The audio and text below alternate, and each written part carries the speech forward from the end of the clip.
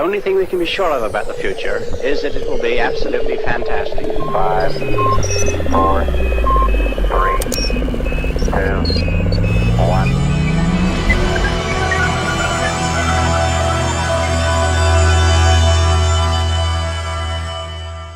Hello and welcome to another episode of Into the Impossible, a podcast of stories, ideas, and speculations from the Arthur C. Clarke Center for Human Imagination. I'm Patrick Coleman, and today we're very proud to share with you our live conversation with two living legends of science fiction and fantasy, Kim Stanley Robinson and George R.R. Martin, talking about their work, the history of fantastic literature, and how it shapes our imagination.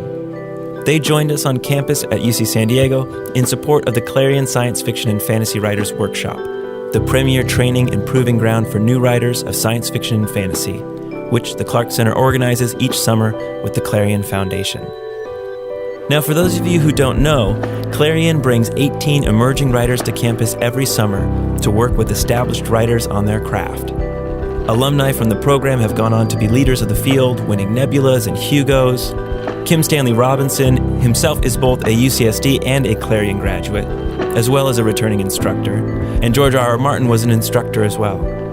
If you want to learn more about Clarion, please visit clarion.ucsd.edu, and if you want to help support this unique and venerated program, consider supporting some of the writers in the Clarion Write-a-thon, which starts on June 25th and raises money to run the workshop and give scholarships to the writers who attend from around the world and from all walks of life. Mr. Martin generously created a new scholarship this year, the Sense of Wonder Scholarship, to cover one writer's full tuition each summer, for which we're very grateful. And we'd like to also extend our thanks to local patrons Sue and Steve Hart for their longtime support. And now, over to our live event, a conversation with George R.R. Martin and Kim Stanley Robinson, moderated by Clarion Director and UCSD Professor of Literature and Ethnic Studies, Dr. Shelley Strebe. And because it's a live event, the audio gets a little scratchy in places. Sorry about that, but we hope you'll agree that the conversation is worth it. Enjoy. Welcome.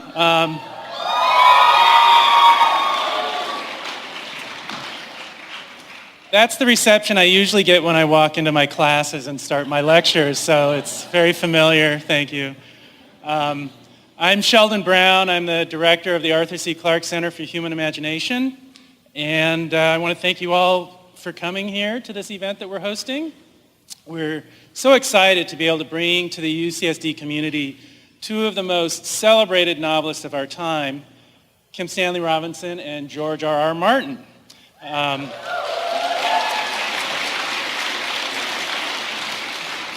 And they're here out of great generosity to help us raise awareness and support for the Clarke Center, and specifically for one of our most important programs that we run, the Clarion Science Fiction, Fantasy, and Writers Workshop. That's right. So in the Clarke Center, we do a lot of different things. What we're really established to do is to understand, enhance, and better enact the outcomes of the human imagination. And we do this by considering that phenomena of imagination in all of its myriad ways in which it operates. We look at it from its origins as a neurological operation. We look at how it scales up to larger scale brain activity and cognitive behavior, and then to the social and cultural methods by which we explore, enact, and gather the fruits of the human imagination. And we have a special focus on science fiction and fantasy, how they stretch our considerations of the possibilities of what we may pursue or what we might want to avoid pursuing for ourselves and our world, but also to engender what I think is one of the ultimate values that the arts provides to our species, which is the creation of creativity. And so it's through our experiences of the arts that it engenders within us the ability to recreate our own condition. And we're fortunate that we have an amazing network of authors that we bring to campus regularly for collaborative activities and public programs. So this is, one of the bigger public programs we've done recently. And so if this is one of the first times you're hearing about the Clarke Center, hopefully you'll come back to some of our programs down the road. And the Clarion Science Fiction and Fantasy Writing Workshop is one of the most fertile sources for these great writers that we're able to kind of bring to the campus. And not only the ones that have established themselves, but as an incubator of the great writers that are soon to come as they go through the Clarion process. Now, both Stan and George have been affiliated with Clarion as students and faculty for Clarion. And we're grateful that tonight we're going to have the opportunity to hear from them, thoughts on their work, on fiction in general, and I think in a really interesting way, the act of becoming a writer. Now, but before we get into that, I just want to say, I hope you come back to some of our programs. We've got a really interesting program coming up in June. We have the mathematical physicist, Sir Roger Penrose, that's going to be here for a conference on human consciousness. And this will be a mind-expanding event for sure. And so check our website, our Facebook, our Twitter feeds for all these details on this.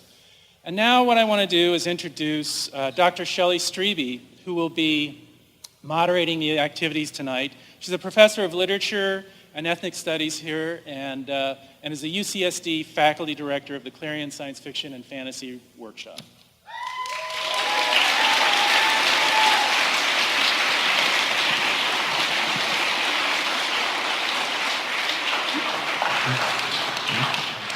Thank you, Sheldon, and thanks for your leadership in bringing the Clarion Workshop under the umbrella of the Clarke Center. He did that a few years ago, and it's been flourishing ever since. I'm the faculty director, Shelley Strebe. I'm really excited to be here tonight. We've got a really wonderful program ahead of us, and I just want to say a few words about the Clarion program. So I'm the director of the workshop. Clarion has been in existence since 1968. It's the largest, or it's not the largest, but it's the oldest and most prestigious workshop of its kind in the world. And we have some of the most celebrated writers, some of the most talented writers in the world who come to UCSD for 6 weeks every summer. And they live on campus with the students in tiny little beds in the dorms. And we workshop these incredibly talented writers' stories. And many of them have gone on to win awards soon thereafter. So Clarion has been at UCSD since 2007. Kim Stanley Robinson, who you're about to hear talk, was instrumental in bringing it to UC San Diego. And we're really excited to have both Stan and George R. R. Martin with us tonight. So Kim Stanley Robinson is one of the greatest science fiction writers of all time. He enrolled at the University of California, San Diego in 1970. He received his BA in literature here, and then he went on and got his PhD here as well in 1982. While he was at UCSD, he had the idea of writing a trilogy of books that would explore 3 different pathways that California might take in the future. And that became the wonderful Orange County trilogy. But of course, since then, he's gone on to write many more important novels, the Mars trilogy, Antarctica, The Years of Rice and Salt, Green Earth, 2312, Aurora, and most recently, New York 2140. He's also worked harder than anyone I know on behalf of Clarion and to keep it here at UCSD, and I'm truly grateful to him for that. Our other guest of honor, George R. R. Martin, is also one of the great writers of our time. He's especially well known for his fantasy novels, but he's also written a lot of science fiction, and I highly recommend his science fiction to you. Check it out if you haven't read it. George has been writing since he was a child. He was publishing science fiction short stories just out of college in the 1970s. And then he earned a bachelor's degree in journalism at Northwestern, graduating summa cum laude, and then a master's degree in journalism the following year. His debut novel, Dying of the Light, came out in 1977. And in the 1970s, he also was an editor for a lot of book projects, New Voices in Science Fiction and the Wild Card series, which I hope some of you know. George also spent most of the 80s writing for Hollywood. He worked on the TV show Beauty and the Beast and also on the reboot of The Twilight Zone. And it was in 1991 that he started writing A Song of Fire and Ice, which, of course, became the HBO series Game of Thrones, and the rest is history. But George has also authored a lot of other great stories and novels, including Sand Kings, Tough Voyaging, Night Flyers, The Meat House Man, and a lot of others. He's won many awards. He's won Hugos, Nebulas, Locus Awards, and most recently, or maybe not most recently, but notably, the 2012 World Fantasy Award for Life Achievement. We're so lucky to have both of them with us tonight. Please join me in welcoming Kim Stanley Robinson and George R. Martin.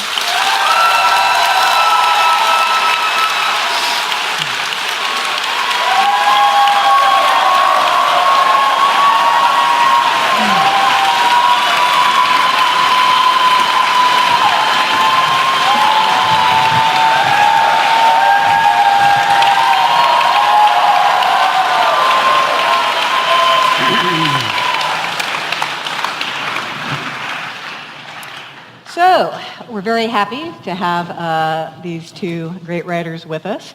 And we will talk for maybe 40 minutes, and then we're going to take some questions from the audience. You guys have been filling out the little cards, and about 40 minutes in, I'm going to read some of the questions from the cards so that we'll have an opportunity to hear from you the kind of things you want to talk about. But when we were back in the green room, we were talking a little bit about how things have changed for science fiction and fantasy, how in earlier decades it was more of or considered a kind of paraliterary genre, couldn't get any respect. Now suddenly science fiction and fantasy are at the center of the culture. So what do you guys think caused that to happen, and what kind of effects has it had? Do you have anything you'd like to say about that change?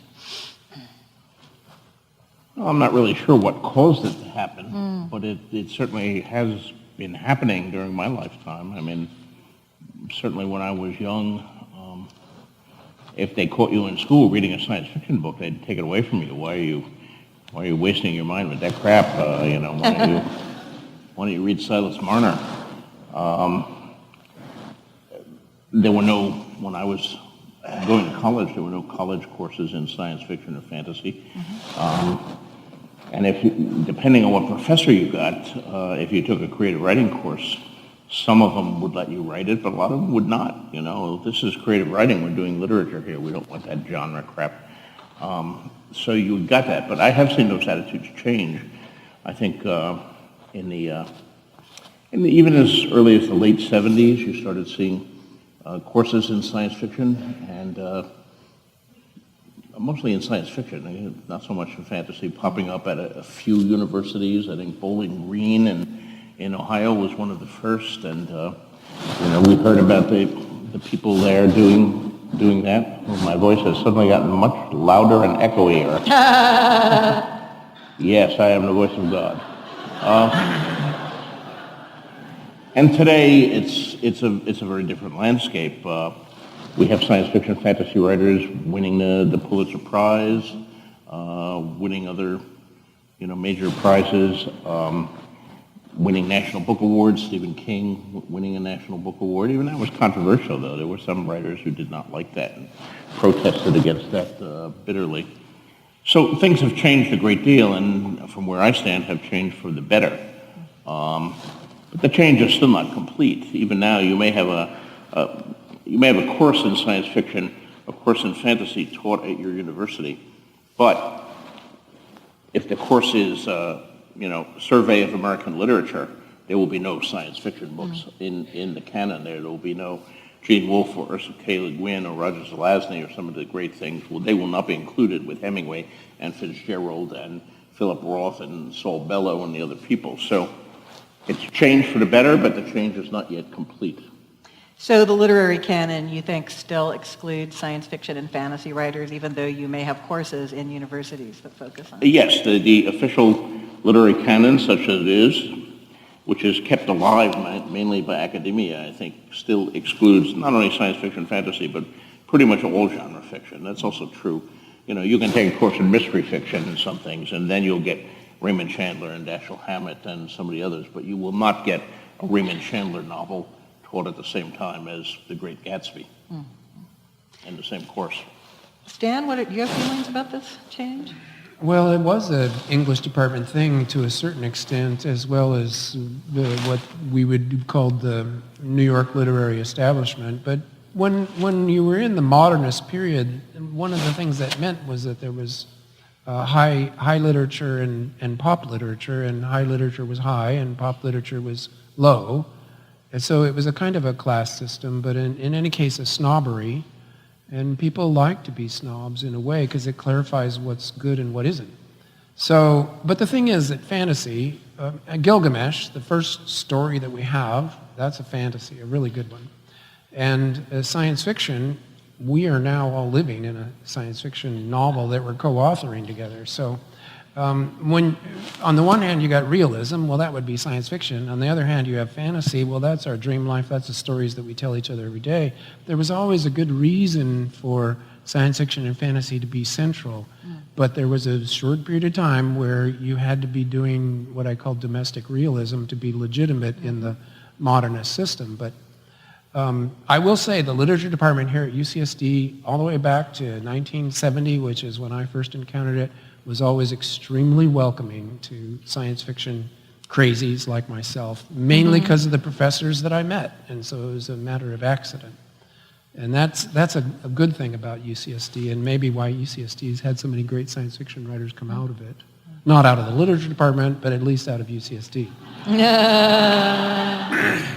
It should be, the division between high literature and low literature, pop literature, culture is actually a relatively recent thing in global history. That's right. If you go back to the Elizabethan theater, Shakespeare was not some hoity-toity guy. He was writing for the groundling as much as anything else. He was including plenty of ribald jokes and sword fights and exciting stuff in his plays that would please the people who were just standing in the pit and eating an onion. Because if you didn't, they might throw that onion, and they were very conscious of audience reaction. I think a lot of the division that produced this attitude dates from Henry James and Robert Louis Stevenson. Do most of you know that story from your lit courses? I don't want to bore you if you already do, but... I don't think they know it. Tell it again. They don't know it, okay. Henry James and Robert Louis Stevenson had a celebrated literary quarrel at one point, which was brought on by James writing a review of two books, one of which was Treasure Island by Stevenson, and the other which was a book about a young boy, I don't remember the author, it was a book about a young boy in provincial France coming of age, growing up. And James, in this review, contrasted the two books, and he said, "For me, the pleasure of literature is seeing the author's depiction of the world and the recognition it brings in me. And I go through it and I say, yes, he got that right. No, I don't think he's describing that right. The quality that he brings to common shared experiences of people in the real world experiencing real things. And in the case of these two books, he said, well, the Treasure Island is far more accomplished. The prose is better. It's altogether better written. But it's very unrealistic." And he said the French book, despite all of its flaws, is about a child growing up, and that's an experience I have had. I have been a small child trying to come to terms with adulthood, so I have been a child. But I have never been a pirate hunting for buried gold and having sword fights and dealing with the black spot and yada, yada, yada. And so, therefore, even though Treasure Island is a more accomplished book, the French book is a more worthy book. It's a more serious book about a serious subject. And the other one is just sort of fun. Stevenson responded in the next issue of the magazine with a rather famous one-sentence thing here. Mr. James says that he has been a child, but he has never been a pirate hunting for buried gold. Then obviously he has never been a child. And James responded to that, and many other people got involved, and it became a very long literary debate, which the academic and literary establishment of the time subsequently decided that James had won. And from that point on, Stevenson and all of the Treasure Islands and kidnaps and Dr. Jekyll and Mr. Hyde and all this stuff was sort of consigned to genre literature, kiddie literature, fun for children, but not about serious subjects in the real world. If you want to be a serious writer, you have to write about, coming of age and problems in modern life and, things like that, hopefully as elegantly as possible.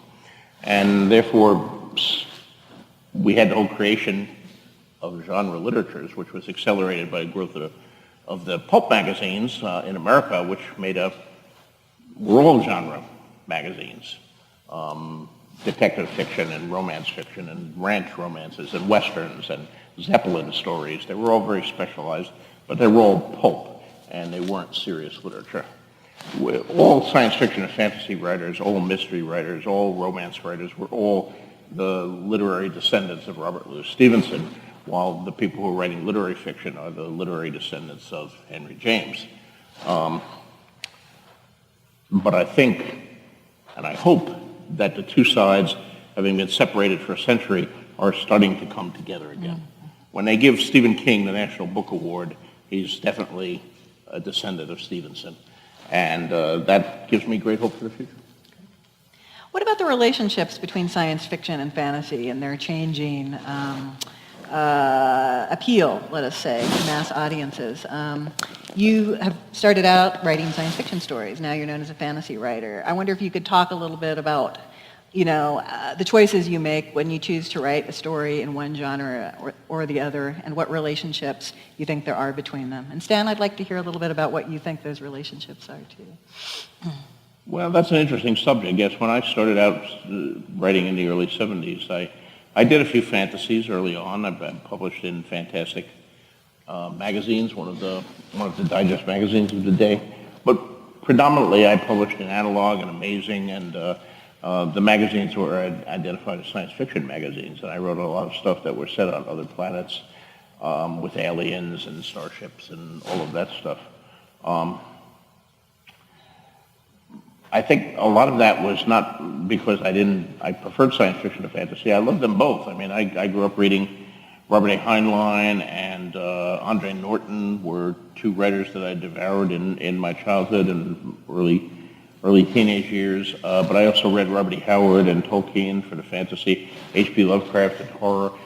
We didn't call it horror then, we called it monster stories. I love my monster stories. Mm-hmm.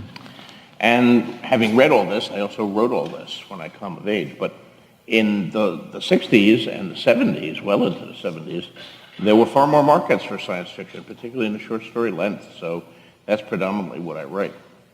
I love the worlds I created and some of the stories I told. I'm still very proud of. But I look back on it now and saying, I was writing fantasy all along. I mean, I'm not a hard science guy like Stan. Everything that I know about science I learned from science fiction stories.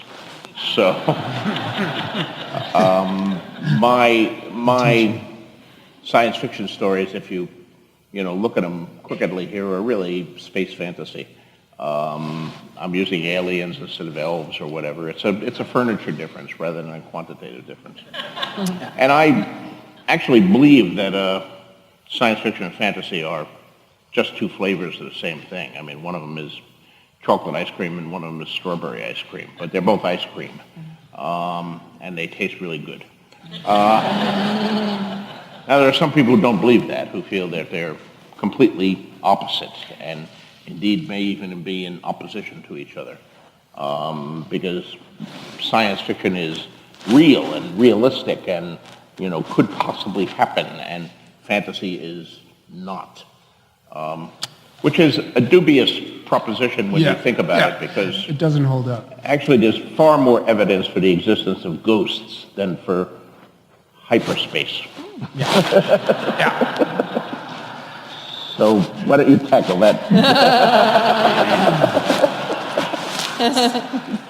The border between science fiction and fantasy is so permeable and interpenetrated that it can never be teased out, and none of the ways that people try to do it actually work very well. So it's a game that we play in our field, and some people will argue over it, and other people realize that it can never be accomplished because time travel is usually called science fiction, and yet it's a fantasy, and Every night we are always having about 3 or 4 fantasy novels run through our heads, which are our dreams, and those dreams are real, and so you could say that it's a kind of science fiction where you drop into your dreams every night. And there are other ways in which the borders are permeable. If you set your story 5 million years in the future and there's humans involved, then you have this Clarke's law that any technology sufficiently advanced is indistinguishable from magic. Very true. Like your cell phone, it's magic. So we're already there, and the distinction between the two is more is unimportant except in publishing terms. And the guy who wrote the Encyclopedia of Science Fiction and the Encyclopedia of Fantasy, John Clute, writing almost every entry in both encyclopedias, if you can believe it, he suggests that we call it all Fantastica to distinguish it from domestic realism. And instead of trying to make a distinction that can't be made between science fiction and fantasy, you accept that in Fantastica, things that happen that might not happen to you on the street tomorrow and yet are worth writing about and talking about. And in fact, my teacher here at UC San Diego, I was so lucky to have, Frederick Jameson, said to me once, "It's clear to me, fantasy is about pre-capitalist cultures, and science fiction is about capitalist or post-capitalist cultures." And it works like a charm, actually. So it's a game you can play forever. I see. You see a lot of that stigma we talked about, that science fiction and fantasy, but science fiction in particular was subliterary, was not real literature. Still has its influences, I think, and you see people denying that they write science fiction when obviously they are writing science fiction. I mean, Margaret Atwood, her classical case here where she denied, no, I'm not a science fiction writer. There are no squids from space in my stories. And, she had to be informed that squids from space are not actually necessary, although it's fun. And it crops up in the strangest places. I mean, during my television career, at one point when Twilight Zone was winding down and Star Trek: The Next Generation was just gearing up, I had an interview at Star Trek: The Next Generation for a possible job as a staff writer. And I remember coming into the office of this producer, who thankfully did not last long on the show, and you can see where when I tell the story. And he said, "Well, I don't know who you are. Can you tell me your credentials?" I said, "Well, I just coming off Twilight Zone, where I worked for a while, but before that, I wrote novels and short stories. I'm primarily a science fiction writer." And he said, "Oh, really? Well, Star Trek is not a science fiction show. It's a people show." Oh my God. A people show. I was fooled by the photon torpedoes and the starship. I was misled. So needless to say, I didn't get that job after, making shameless fun of this idiot. But the crazy denials that you get just mean, I don't want to be tarred with that brush, but the brush is outdated, and the modern audiences, like I think most of the people in this room, read all this with great enthusiasm and don't think of it even as a guilty pleasure or something subliterary, and hopefully that will go away in a few more years. Didn't Ursula K. Le Guin famously reply to Atwood that, she was just afraid of being stuck in the literary ghetto and that her definition of science fiction didn't really make sense? That's what I'm remembering. I think she did, yes. Yeah. What about the worlds that you create? They're so intricate, both of you, in different ways. You're both known for creating these richly detailed worlds. I'm wondering if you do research or what your process is for creating those worlds. Is it something that requires reading or even sketching maps or something of that nature, or do you just dig into the story and start there? And I'm interested in hearing from both of you how you write. Well, I think ever since folk-toping fantasy does require a map. And fantasy fans expect them. I expect them too. I like maps. I even like real-world maps and all that, but I certainly like fantasy maps in the front of my fantasy books if it's set in a secondary world. Damon Knight once famously said that he would never read a book with a map in the front, so Damon was wrong about a number of things, but as well as being the founder of Clarion and write about things. Well, Damon is like Chairman Mao, right? 51% of the time, you win.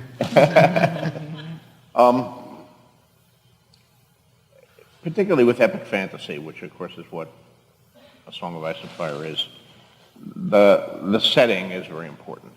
Those of you who are in creative writing courses, literary courses, will know about the elements of fiction, and you'll have teachers probably back in high school talk to you about character and plot and theme and all of the different elements that go into the short story. And setting is usually in that list, but it's usually way down on the list. It doesn't get a lot of attention because if you're writing about the real world or the mundane world, as a science fiction writer would say, it's the world that's all around us. You don't have to describe what an office looks in any detail. People know what an office looks, or a living room, or so forth, or they know what you'll find in New York City or a farm in Kansas. But if you're really dealing with totally made-up places, we wouldn't know what the Shire looks like, except Tolkien tells us what the Shire looks like and draws a map, and you see the relations of the place to each other, and you learn a little about its history and how long it's been in place, and that gives a verisimilitude to it that is equal to a mainstream writer just saying, "I was born on a farm in Kansas."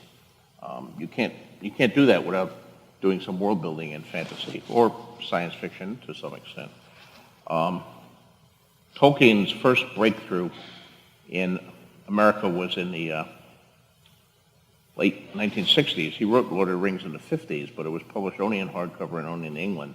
Very few copies made it across the ocean until Ace Book discovered that there was a lapse in the copyright laws, so they pirated it and put out an unauthorized paperback edition, which actually forced Tolkien to license it to Ballantine Books, which put out the authorized edition, and they became enormously popular, particularly with young people, college students of the 60s.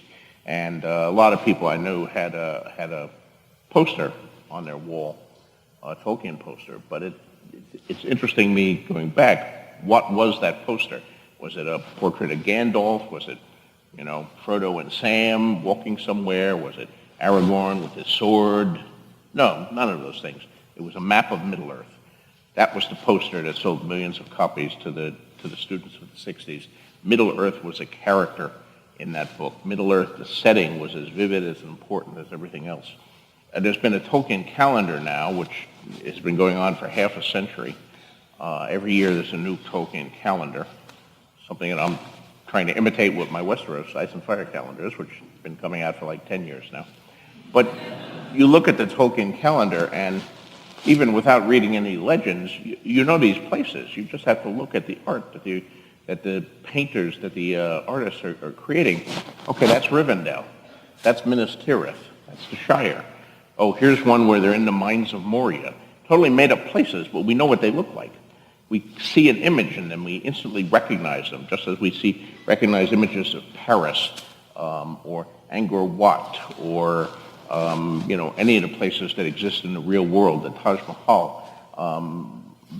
Tolkien created his world with such detail that his fantasy places took on a tangible life in our imaginations and live there still. And I think all of the great fantasy books do that. Narnia, we know what Narnia is like. Oz, Robert E. Howard's Hyborian Age, and hopefully my own Westeros. These places have been built in such detail that they're as real to millions of readers as Thailand or Mexico or, Berlin.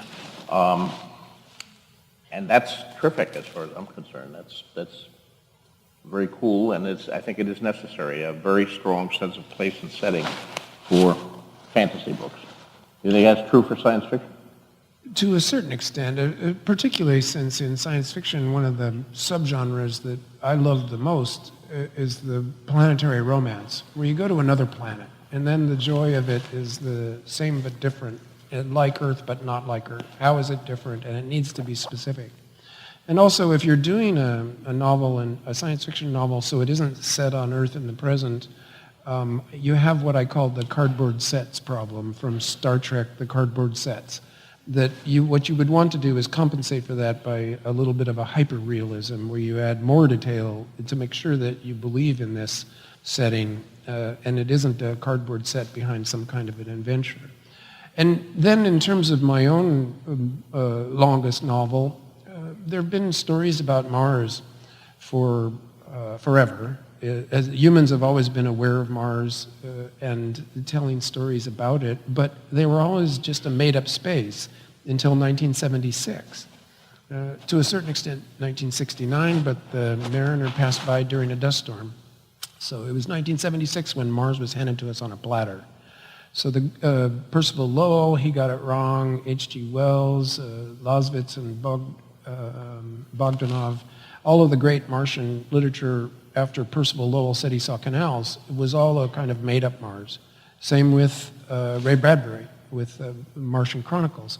It might as well have been Arizona. Same with, Edgar Rice Burroughs' Mars is Percival Lowell's Mars done over and over again, but they never had the place. And then in 76, then you did have maps, precisely in the sense of satellite maps in great detail. And lo and behold, the place was like but not like. It was like New Mexico on steroids. Everything was 100 times bigger than the earthly feature that was similar to it. So that the biggest volcano on Mars turned out to be 100 times bigger than Mauna Kea. And the biggest canal was 100 times longer than the Grand Canyon. It went on and on like that. There's a Noctis Labyrinthus is a set of a labyrinth like you'd have in a fantasy novel. Olympus Mons would stick right up out of the sky, so as you climbed the mountain, you'd climb out of the atmosphere. There's a canyon at what I called the Dover Gate, where you'd be looking down a depth that would be 4 or 5 times deeper than the Grand Canyon at its deepest spot. And it's real. And that's the thing that I found interesting. Real but empty, as spectacular as anything a fantasy novelist could make up, but the next planet out.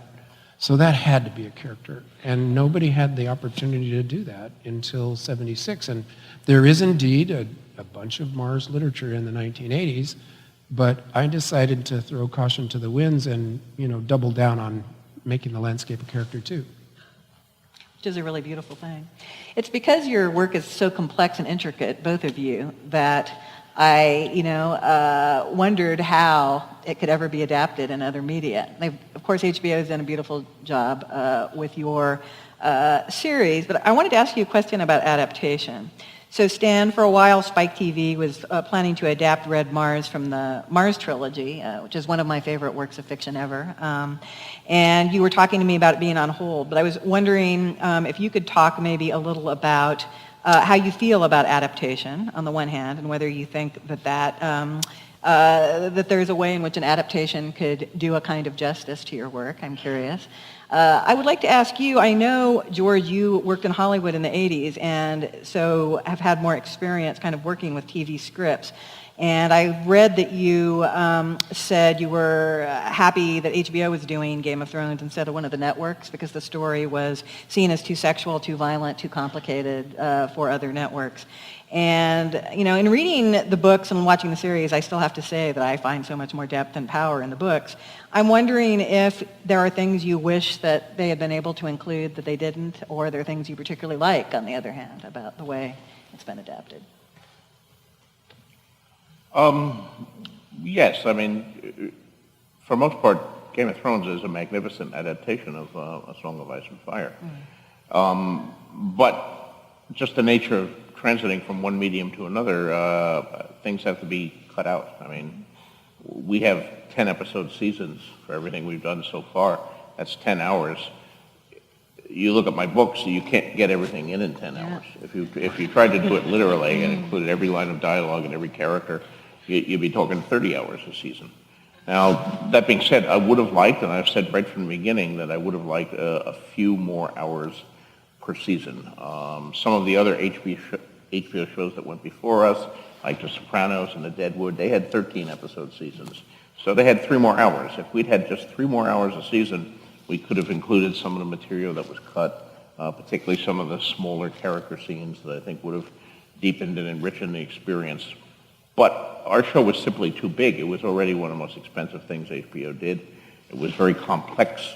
It's not a show like The Sopranos that you shoot entirely in northern New Jersey. We have 5 crews in some cases that are shooting in Belfast in Northern Ireland, in Morocco, in Croatia, in Spain, in Iceland.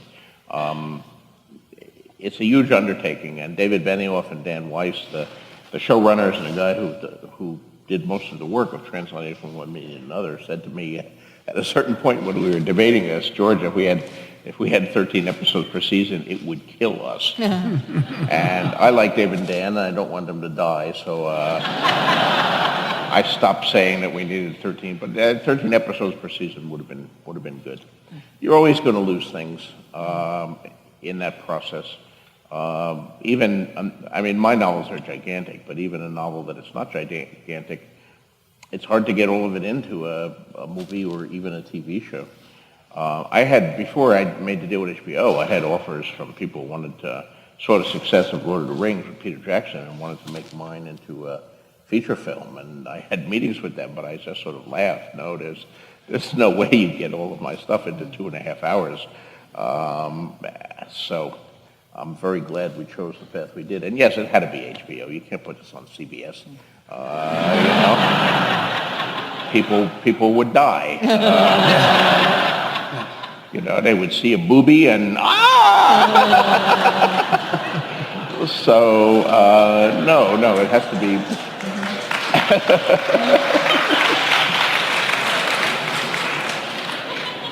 It has to be HBO or something comparable, and HBO's been an amazing group to work with.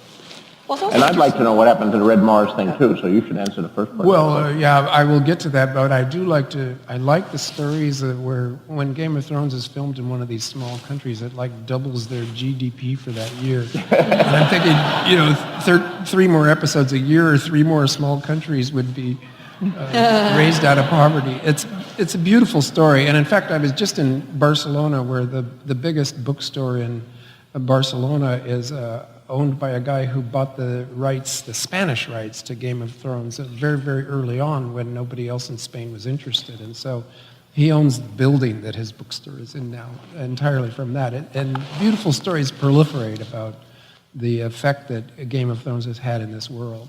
Now, as for Mars, maybe it's the opposite story. I have not only has it had 6 or 7 options and then screenplays, each more dreadful than the last, but it's killed entire production companies off, and the most recent one, Spike TV, has been banned from ever trying to do fictional shows ever again. So Spike TV has been returned to the reality TV and whatever else it was doing before. And the Mars trilogy has moved on in its restless movement through the media world. And again, there's interest. Again, I'm dubious. I really have been encouraged when the people doing the adaptations have even read Red Mars, because several times they haven't. So I'm not exactly lucky. And also, it's a work in progress. It could happen at any time because many factors have to come together, is I guess the best way to put it. It's interesting that, TV, having been historically regarded as kind of the lower form than film, is actually more useful for exploring a world in great detail. So it's kind of reminding me of the way science fiction and fantasy's fortunes have changed. It seems like TV is now being seen as something that, you can have really wonderful art and, carry something out for a longer period of time. Well, it's true that historically,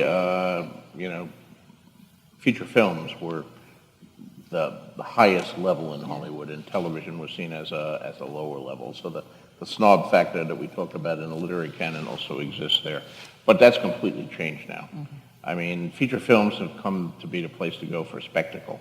But if you want serious drama and character development and all that, then it's television. We are living, forget the early 50s. That was a great age. This is the golden age of television. There has never been so many great television shows on. And the quality of a television show, of today's television shows, like Game of Thrones, holds up to any feature film. I mean, we've showed Game of Thrones episodes on IMAX screens, blown up to the size of a football stadium, and it still looks great, which you couldn't say for, don't put any Star Trek, episodes, even the next generation, certainly not the original series on an IMAX screen. It's not going to work that way. The cardboard. The special effects, the cinematography, all of the production values of the best television shows are right up there with any feature film. And more and more directors and writers and actors who previously only did features are now moving into television. So it's exciting. It's a great new world for people who like television. And there are really more good shows than I can even keep up with. So I think I'll ask you a question about hierarchies of power now. I see that as a concern in both of your oeuvres. So I wonder if each of you could speak about what insights your work might offer about these big topics or what questions you might be exploring. More specifically, I was thinking, George, just reading around a little bit about your life, it seems you're from a working class background. I was wondering if that matters when it comes to what you write and how. And I wondered what particular tools fantasy, with its often pre-industrial settings, might offer for thinking about power. Stan, I was thinking a great strength of your work is thinking about global structural inequalities and climate change. And I wondered if you could talk about what tools science fiction might provide to help you think about those big questions. You go first. Go ahead. You tackle this one first.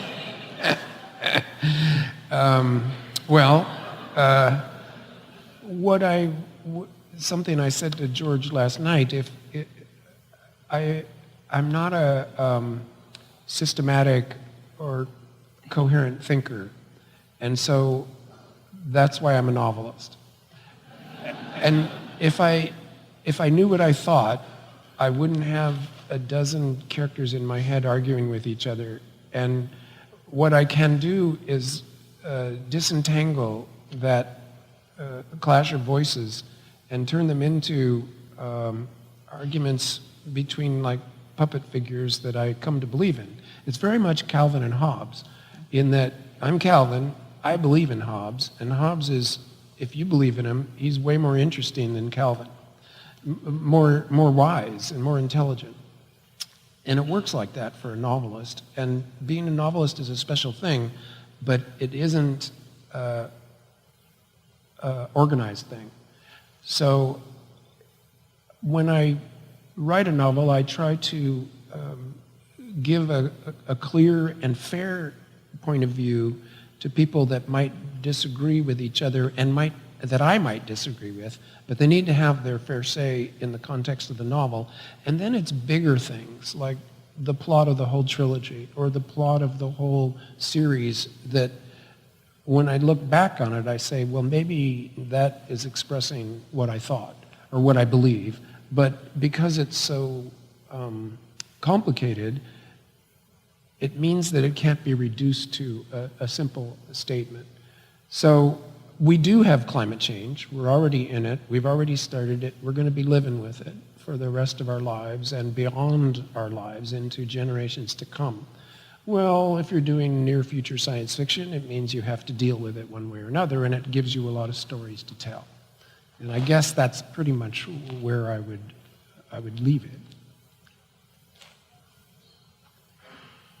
Well, my books, particularly Game of Thrones and A Song of Ice and Fire, do deal a lot with the issues of power. In a medieval setting, yes, but you can translate some of those lessons to the real world. I mean, I think we as human beings have some kind of basic drive, some motivations that drive all of us. We all want to love, and we all want sex, and we all want kind of recognition, glory. If you go back to Casablanca, it's all the same old story, a fight for love and glory. And those are all good things. But I also think there's something innate in human beings, which is the drive to have power. And of course, we see it acted out in the Middle Ages, in the Roman Republic, people striving for elected office or for the highest level, to be the consul, to be eventually the emperor, killing people to achieve this, poisoning them, stabbing them, leading armies against each other. In modern times, we fight it out with elections. But it goes deeper than that. I mean, I don't know how it is at your university, but at some of the places I've taught, the fight to be chairman of the English department was as bloody as the 100 Years' War. It's the fight not to be the chair of the English department. I was a tiny little bit of power, but people still want it. I don't know. There's something innate in us that we like to have the power to tell other people what to do, and we don't want other people to tell us what to do. And hey, that's certainly true of me. I hate people telling me what to do, but I do enjoy telling other people what to do. So, power is an endlessly fascinating subject. And then what to do when you have the power. The whole issue of kingship and what is kingship about, and what do you do if you're the ruler. This is something that Tolkien, as great as he was at many things, never really dealt with this. I mean, his evil guys wanted power. Sauron and so forth wanted power. And if you put the ring on and became corrupted by it, one of the signs of corruption was you wanted power. So clearly there's something there that says power is evil, and he believed that on some level, I guess. But then you get to the end of the book and you come across, well, Aragorn then was king and he rules wisely and well for the next 100 years.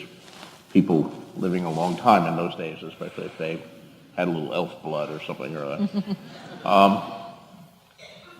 And the land prospered, because the land always prospered in fairy tales and in things. If you had a good king, the land would prosper, and a true king. If you had an evil king, the land would wither. The king was connected with the land. It's a wonderful myth system. Of course, it doesn't work that way in real life. It's not being a good king being a good person doesn't make you a good king or a good president. I think during my lifetime, Jimmy Carter was probably the best person ever to serve as president. Incredibly intelligent, incredibly moral, well-meaning, and all that. He was a terrible president. Much as I like Jimmy, great guy, terrible president. So in my books, I'm kind of exploring. I mean, ruling, when you get the power, what do you do? Ruling is hard. Ruling is very difficult. He rules wisely and well for 100 years, Tolkien says of Aragorn. Well, what was his tax policy?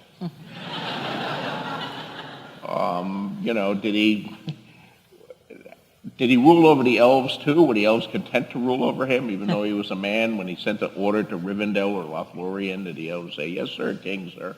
Or did they say, "Leave us alone, you're not our king"?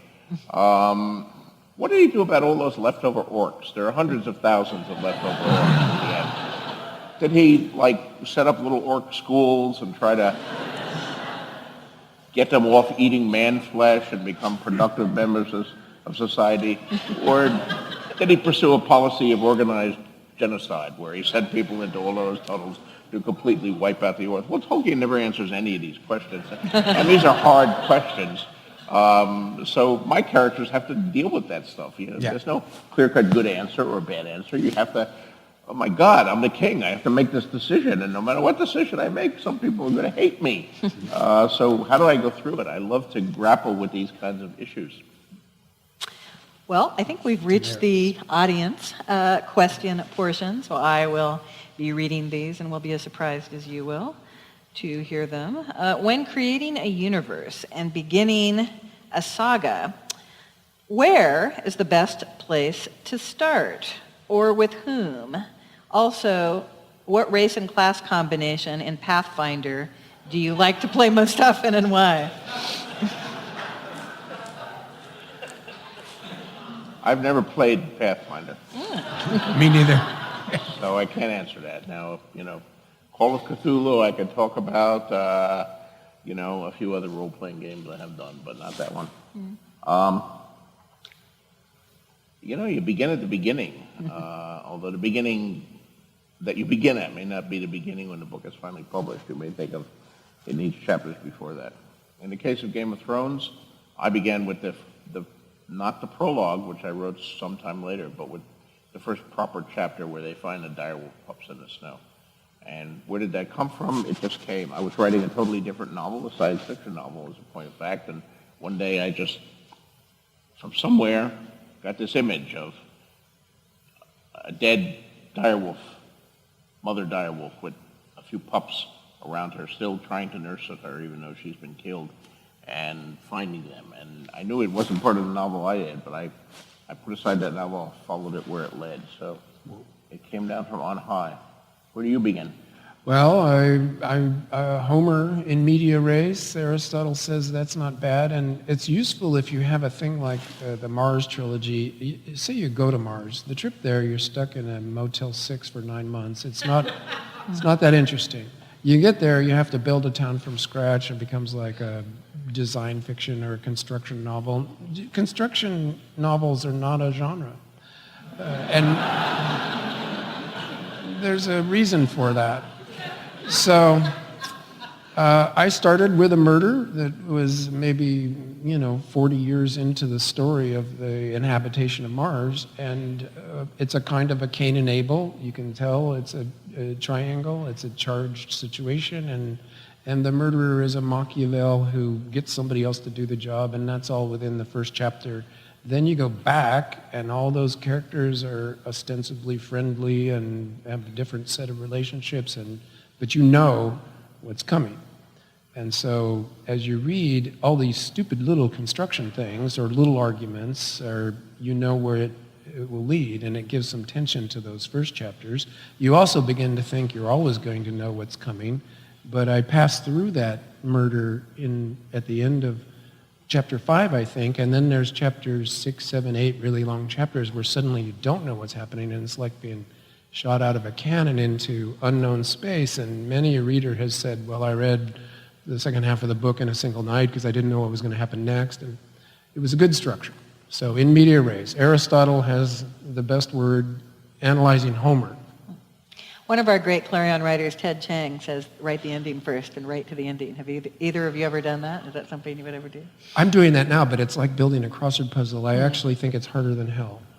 Seems difficult. I don't know. It might be a good idea. I see my ending receding infinitely before me, and I'm running after it, but it keeps getting further and further away. It's like the reflection, the mirage on the freeway. Let's see what we have here. When writing about a given character, do you attempt to, quote, inhabit them, psychologically, physiologically, etc.? If so, how do you get in the frame of mind? Yes, I do inhabit them. Odd as it may seem, I am, some of my time I am a dwarf, and some of the time I'm an incredibly hot chick riding a dragon.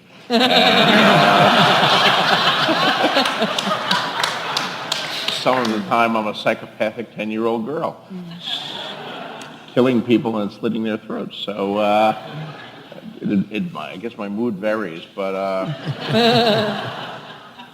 changing between them is very difficult. I mean, I do not write the chapters in the order in which you read them. If I'm in a Tyrion groove, I will write, 3 or 4 Tyrion chapters, and then say, well, hold on, I'm almost to the end of the Tyrion stuff for this book. I better stop and write about somebody else. But that transition where I stop writing about Tyrion for a while and then I go write 3 or 4 Jon Snow chapters, that's a tough transition because they are very different and they have different voices.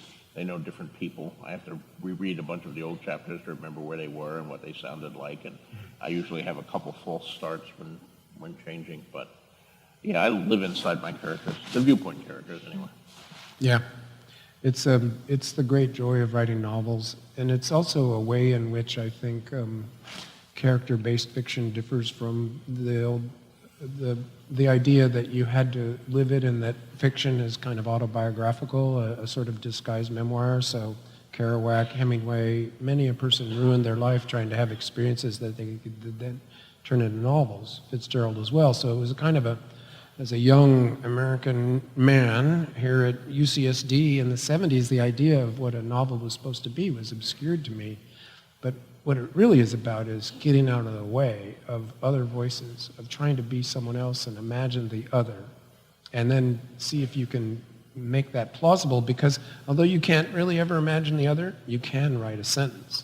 And then the generosity of the reader pops into those sentences and makes the character so the novelist gets out of the way, tries to be the characters that are the point of view characters.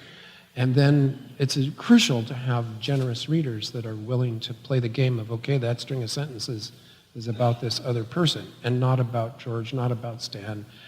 It gets you out of that Jack Kerouac trap of you have to have done stupid things before you can write about stupid things. And since we're writing about, killing orcs or landing on Mars, it would be hard to do that stuff. Okay, for George, what's your favorite piece of writing that you've ever produced, even hearkening back to your youth? Yeah, I don't know. That one is like asking a parent, well, which is your favorite child? Yeah. Mind you, they all have favorite children. They just won't admit it. So what's yours?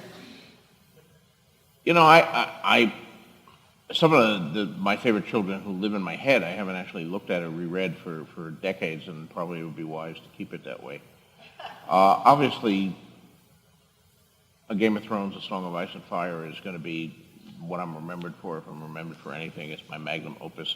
But it's not finished yet, and therefore I'm still nervous about, will I stick the landing here? Will I bring it in as powerfully as I hope to bring it in and make it a complete work of art with a beginning, middle, and end? That's my goal. I have done other things that I have finished. I mean, I started out writing short stories, and a lot of my short stories, I produced some stinkers and some that were kind of mediocre, but I also produced some that I'm very proud of. A Song for Laia, my first Hugo winner. Sand Kings, which oddly enough I didn't think much of when I wrote it, but went on to become until Game of Thrones, my most popular work and the one that everybody knew me for, Sand Kings. A few of the more obscure stories like This Tower of Ashes or The Stone City, I think my science fiction is the best it got. Some of my earlier standalone novels, Fever Dream, will always have a very special place in my heart. And The Armageddon Rag, I kind of have a love-hate relationship with that novel because I was very proud of it. I still am proud of it. I think it's an important novel. I'm glad I wrote it. It almost destroyed my career. No one bought it, and I couldn't sell any novel after it. So it changed the course of my life in some huge and fundamental ways. But nonetheless, I still have an affection for that. Do you have a favorite of yours? Yeah. It is a hard thing.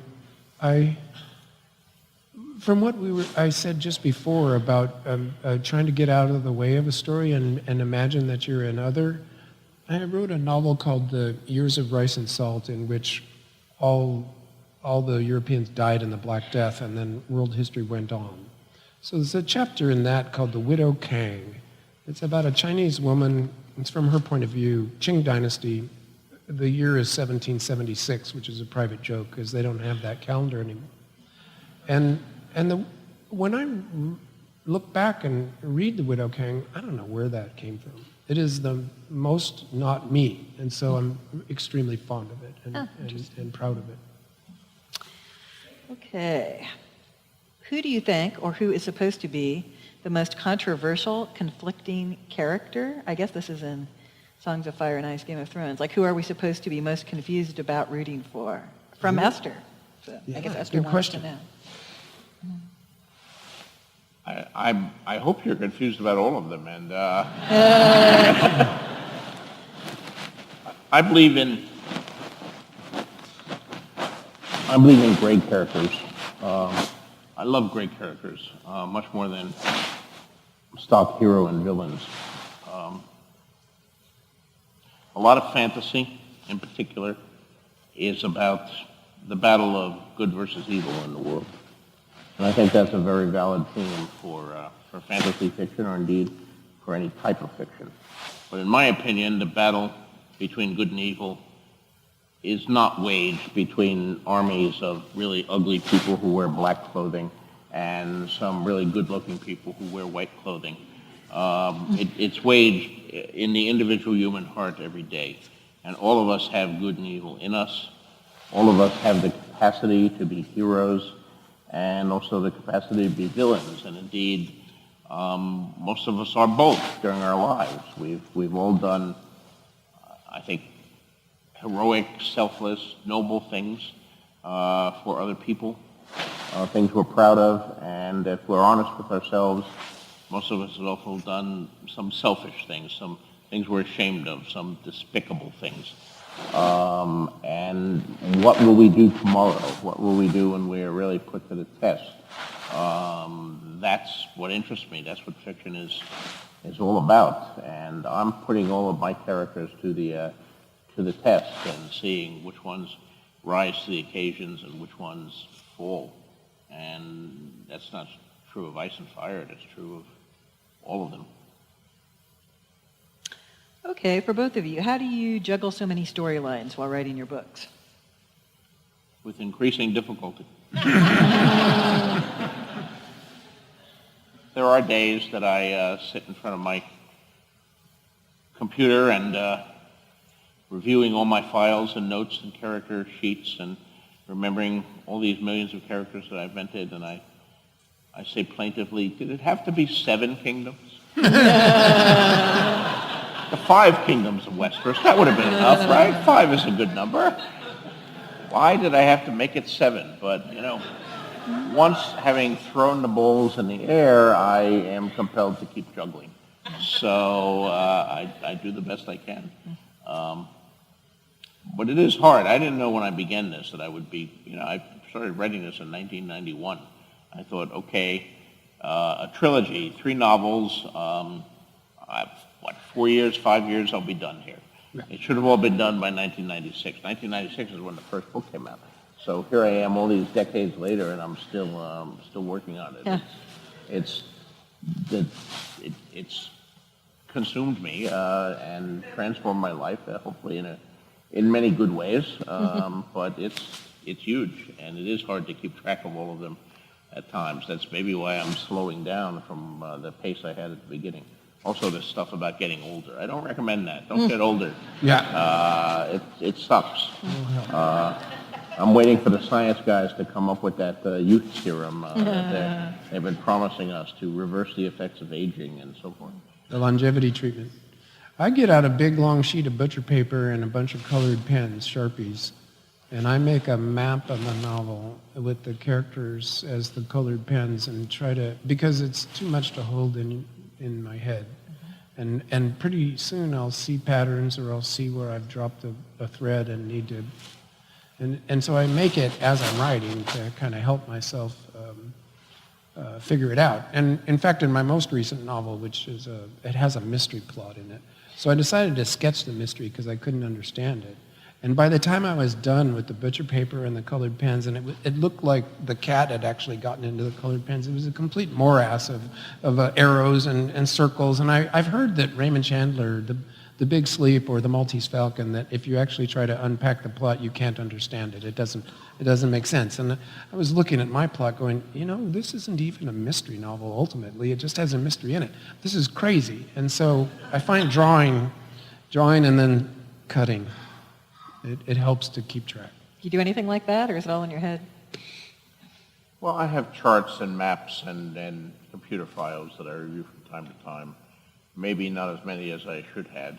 In my earlier novels, I did keep it all in my head. So when I started this, not knowing how big it would be, I did the same thing. But at some certain point, it got away from me, and I forget things, especially when I'm away from actually working on it for a while, and then I have to review to go into it.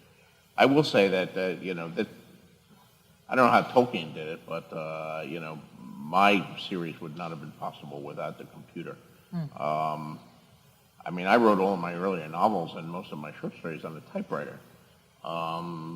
And if I had written this on the typewriter, I would have gone mad. It's the only way I can keep any of this straight is that wonderful search and replace function that you use. I can just search for a character's name to find out what color eye he had. Mm-hmm. Although I'm beginning to wish I had never described what color eyes anybody had. This is one of those things that takes place in fiction. You know, we always find out what color eyes people are. I don't think people really know that in real life. I mean, I'm sitting here looking at you. I'm not that far from like the first row. I can't tell what color any of your eyes are.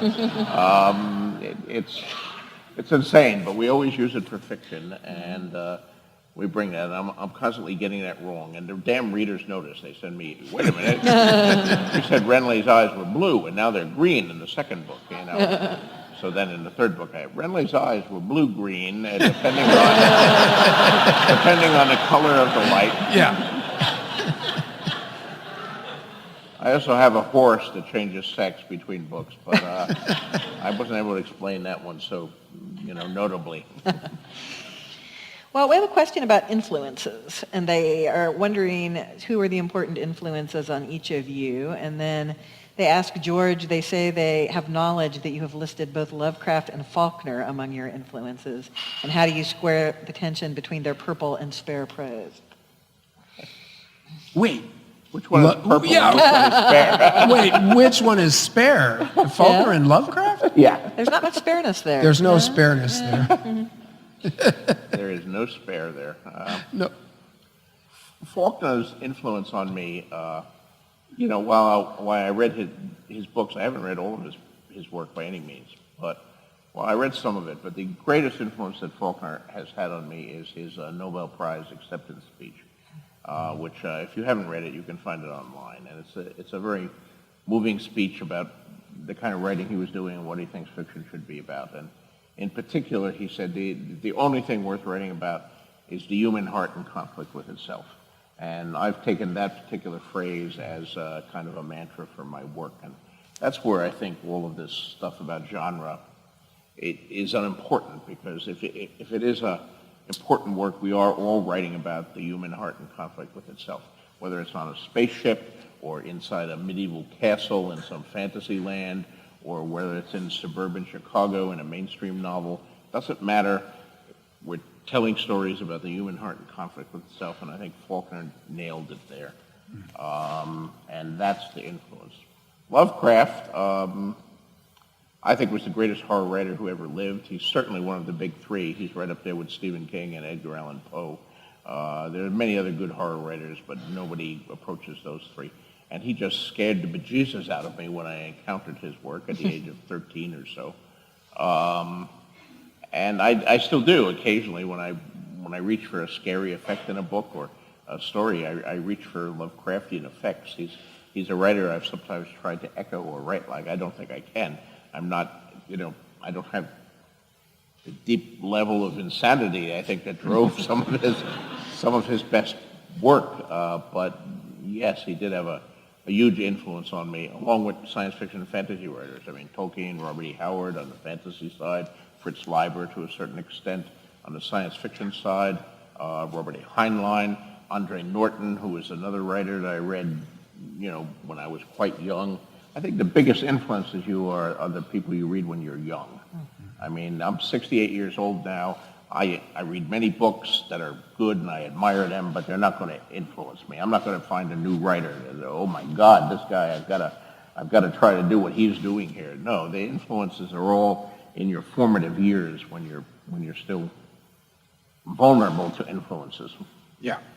Well, and once you're a working novelist past the age of learning the whole the thing, what you want is to get weirder and more like yourself, and have less influences and more strangeness.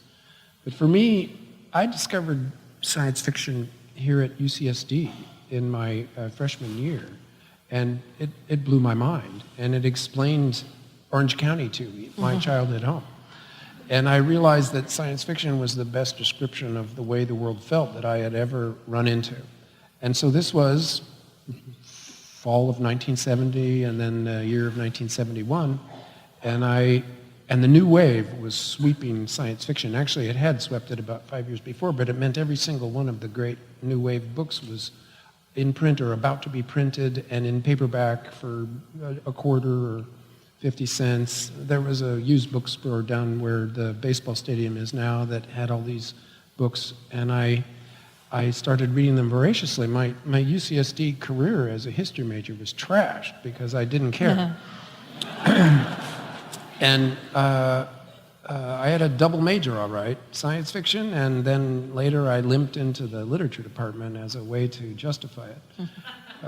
So the new wave, and that means Ursula K. Le and what that means is not the people who were called New Wave in those years, but everybody writing between 1965 and 1975 was caught up in this ferment. And so if you just pick a science fiction text between 1965 and 1975, you're going to have an interesting book on your hands, and there's no doubt about it. So Ursula K. Le Guin, Gene Wolfe, Tom Dish, Roger Zelazny, Samuel R. Delaney, Joanna Russ, extremely important, Kate Wilhelm, and but also Jack Vance or Poul Anderson, who were a bit older writers, Silverberg. They were writing, and they got hot from 65 to 75 because the younger writers were also boggling their minds, and suddenly you could write about sex, drugs, and rock and roll and put it in the future, and it was going to be science fiction. So the new wave was what I've always loved, and like you say, it was what hit me when I was young. It's what I wanted to do. Let's see, I think we've got two for George. I'm going to ask them both to you together. Who would you want to see on the Iron Throne, dead or alive? You can think about that one. Then, whose death do you regret the most?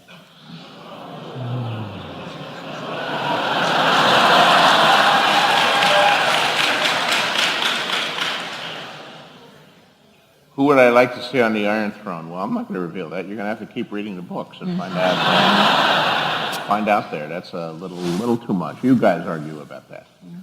Whose death do I regret the most? John F. Kennedy and Bobby Kennedy.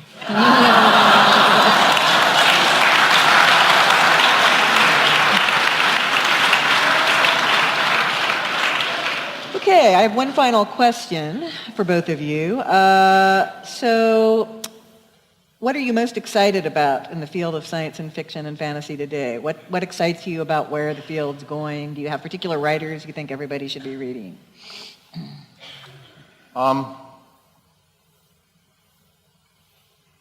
There's a lot of writers coming in. I mean, science fiction has conquered the world from this little ghetto genre that you weren't supposed to associate with. We've taken over the world. We've taken over television. We've taken over movies. Most of the highest grossing movies of all time are science fiction, fantasy movies, comic book movies, and all that. And as a result of that, of course, more and more people are entering the field, and there are some extraordinary new talents that are coming up, and that's all very exciting to me. Admittedly, there's so much of it that I often feel like I can't keep up, just because there are so many new people entering. There was a time, once upon a time, when certain science fiction fans, like Forrest J. Ackerman, were able to read every science fiction book published in a year. All the magazines, all the novels, he read them all. But even by the 70s, when I broke in, you couldn't do that any longer. But then there was another time, like 20 years, where, there was a lot of books being published, a lot of stories. You couldn't read them all, but some of them you knew were more important than others, and you could kind of keep up with the important parts of the field. You can't do that anymore either. The field has diversified so much in terms of genres and subgenres. I mean, we have epic fantasy and high fantasy and dark fantasy and urban fantasy, and we go on with that. Science fiction. We have the cyberpunk movement, and the new wave is pretty well gone, but it left its residues on the shore. We have the new space opera, the new weird, all of these things, and you can just read in one of these subgenres and still have more books and more writers and more stories to read than you ever had before. One of the things that is exciting to me is the fact that not only is the field becoming more diverse in terms of subject matters and subgenres, but it's becoming more diverse sexually and ethnically and nationally. We're seeing more and more, I don't want to say that they've never been there. There have always been women writing science fiction, and some great ones. Andre Norton, one of the formative writers of my own youth, was actually Alice Mary Norton. And you had Lee Brackett and C.L. Moore, two incredible writers of the golden age. And there was a huge influx of women in the 70s. But today it's many more. It's exponentially larger. And we're seeing more and more writers from other countries. Cixin Liu won the Hugo Award, the first translated novel. He's a Chinese writer in China. Three Body Problem won the Hugo Award. First time a translated novel has ever won. And in the same year, a Dutch writer for a translated novelette, I believe, also won. So we had two translations. Science fiction has conquered not only the United States, but the entire world. I mean, books are being published in all these countries, and they're largely American and to a lesser extent British books. But now, for the first time, we're getting a reciprocation on that. We're getting their visions as well as them getting our visions. So I think all that is tremendously exciting.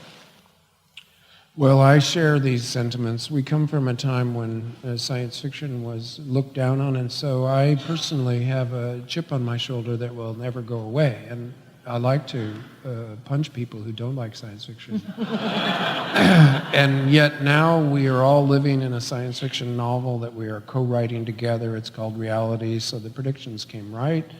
And because of the work of people like George, it's really essential to the culture. People talk in terms of Game of Thrones because everybody's read it or seen it and can understand each other's references. And that is a very heartwarming experience.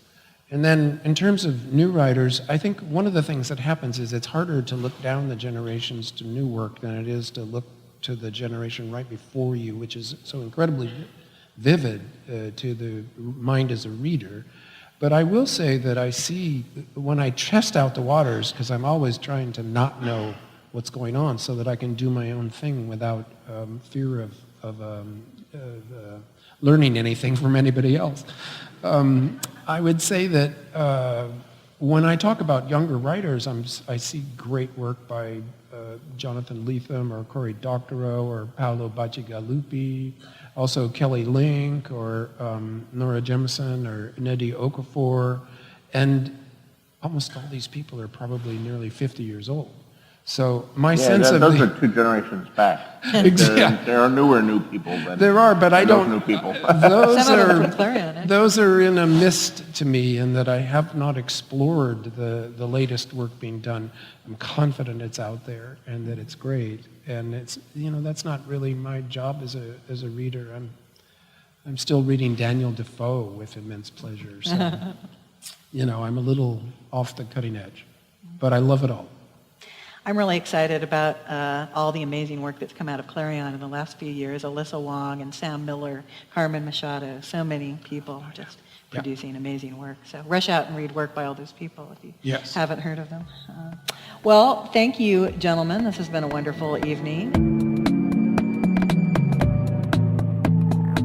This has been Into the Impossible, a podcast of the Arthur C. Clarke Center for Human Imagination at UC San Diego.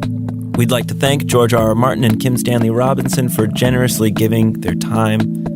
We'd also like to thank our generous patrons and sponsors, including Viasat Inc., Sue and Steve Hart, members of the Founders Orbit and the James B. Axe Family Foundation, who support our work, to paraphrase Sir Arthur C. Clarke, to discover the limits of the possible by pushing a little past them into the impossible.